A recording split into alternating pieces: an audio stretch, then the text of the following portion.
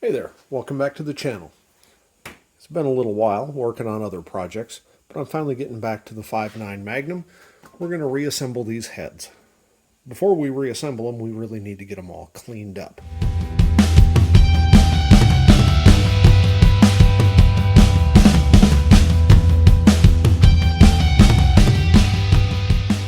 One of the things I like to do is clean up these mating surfaces for the gaskets.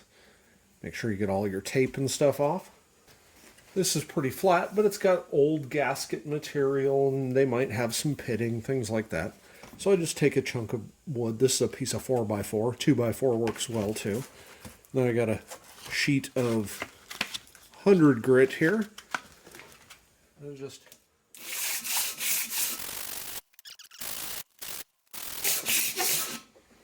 the key here, you can do this, I do it on the block where the heads mate as well. The key is to have a sheet of sandpaper and a board that is longer than the surface that you're trying to grind. So if you're trying to sand, say, the deck, like this isn't wide enough. This board isn't wide enough. I'd use a 2x4 with this turned this direction so I can come all the way down it. You want to make sure that it's nice and flat.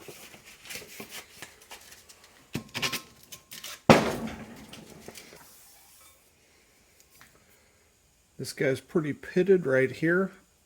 I'm not going to be able to likely get all of that out. But it's also a good distance from anything, the water jacket here, and any of the ports that it needs to seal. More critically is right here. That feels a little high, so I'll use a scraper on it again. A little thing that also can be helpful is something like a propane or a MAP gas torch.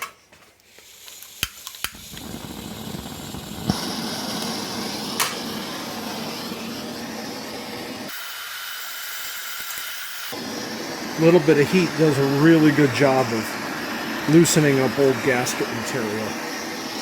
You don't need to get it, you're not trying to get it red hot. You're just getting it hot enough that that material lifts up, softens up. It'd be really rare. You'd have to have a really, really pitted and rusted head for this surface to be in the condition where you can't bring it back to life with just some sandpaper. This surface I'm not going to touch. I cleaned it off with the scraper, and that's really good enough. I'm just making sure there isn't any gasket material left on here.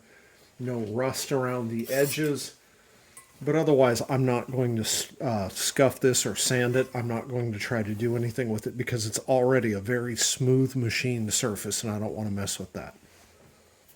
Once we have that clean, now we got to make sure that we get all of that lapping compound out and any chips out.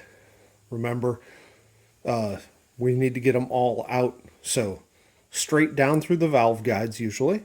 And then the exhausts, I'll flush all of the stuff out through the exhaust port. And then the intakes, I'll flush inward through this intake port.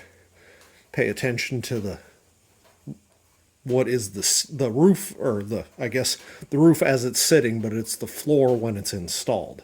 So up here. I just use typically brake cleaner. If you've got a parts washer, you can put it into the parts washer.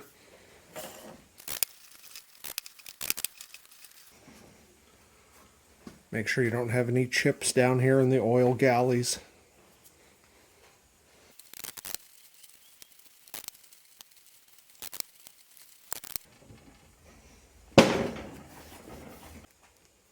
Alright, once you've got it clean, now we can start reassembling.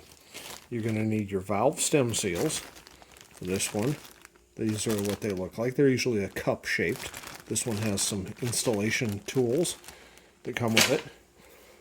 You're going to need some sort of an assembly lube. I prefer this Lubriplate 105. There are a lot of other types out there.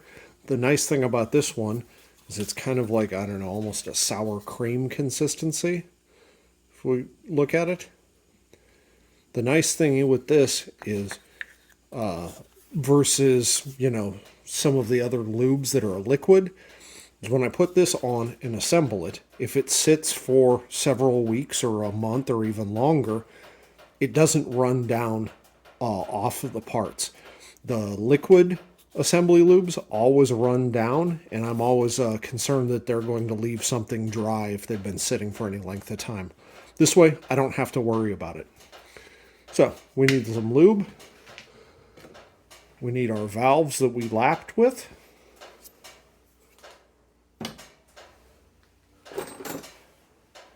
You're going to need valve springs. You're going to need your valve keepers. On this motor, it's really easy. They're all the same. A lot of times, the exhausts and intakes will be different. So oftentimes, they'll have 2 or 3 grooves here, and the keepers match the number of grooves.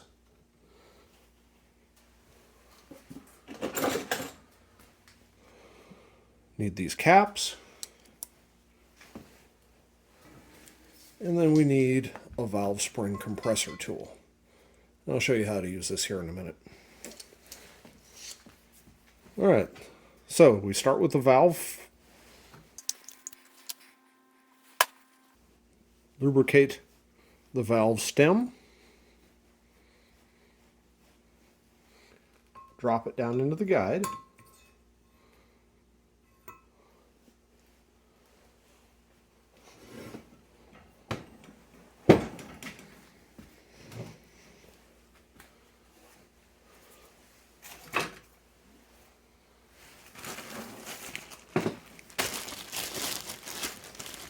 On some engines, it may have different seals for the intake and exhaust, so be aware of that. On this motor, they're the same.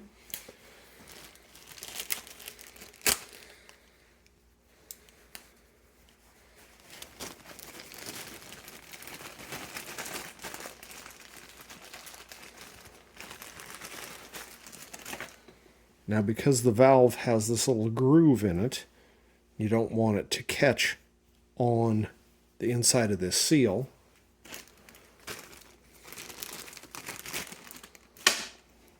These seals actually come with this little installation cap. So basically that goes over it. Take the cap, slide it down, and it pushes all the way on. And then you can take that tool off. Let me show you a little closer what that looks like here.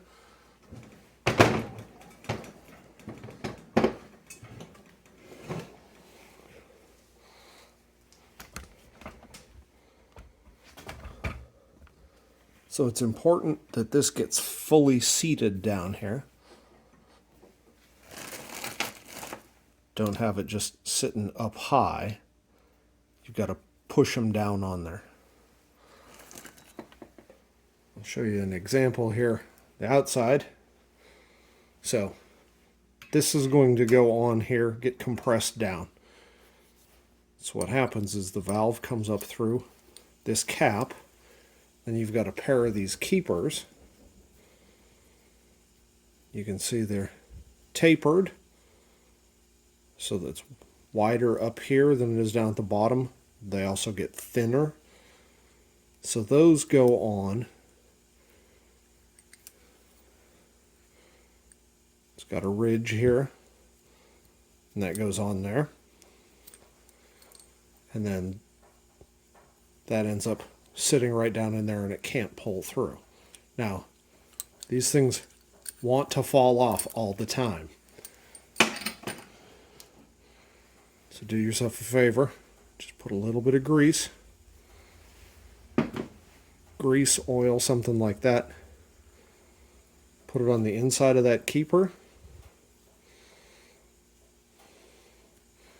When you do that, that'll cause it to stick to the valve, and it won't want to fall out on you all the time.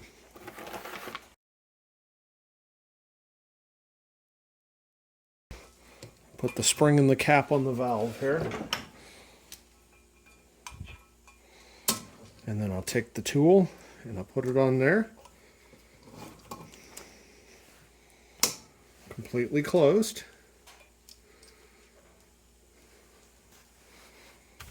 So it's on like this. And then on this side, this guy is on the face of that valve. This came with a pin, but it was too short and just didn't get enough leverage, so I cut it out so I can just use a screwdriver. And I just rotate this.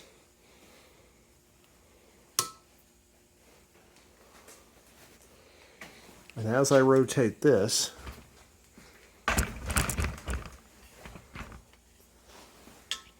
this is going to get compressed. Now I've used a few different styles of compressors. This one, the way it works is I tighten here and it closes this guy down. So as I compress this, this will just shorten, and this you don't mess with once you've put it on. I've had other ones that are a little bit larger C-clamp, and it has a handle here that you push in and that causes it to compress. Takes a little bit of leverage, a little bit harder to use. I've also used the type that screw on to the spring. So it's a pair of arms that grab onto the spring and you screw something on. If you have one of those, just throw it away now. Okay, you can see in this one, it's got this window that I can see through, and it allows me access to that. When I've got that, see if I can do this. I'm going to take those keepers, put one in, rotate it around back behind me, and then get this other one in. Again, this is where that grease or oil helps. So they're sitting on that groove. And now we loosen the clamp. You have to guide it so that those keepers go through the hole in the spring retainer. And so there we go. You can see the keepers are inside this retainer. It's holding the spring down. The end of the valve is here, and the rocker arms on this one bolt on back here. We'll get to those in a bit. And that valve is installed. So now I just need to install the rest of these. Same process for all of them.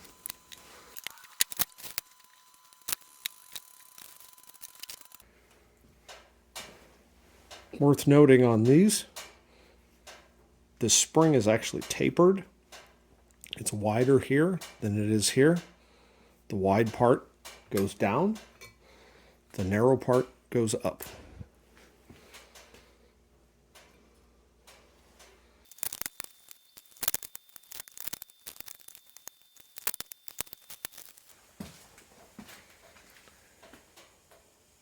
This seal doesn't want to fully click down. When they go all the way down, they tend to grab on. So I'll just use a deep well socket and give it a little assistance.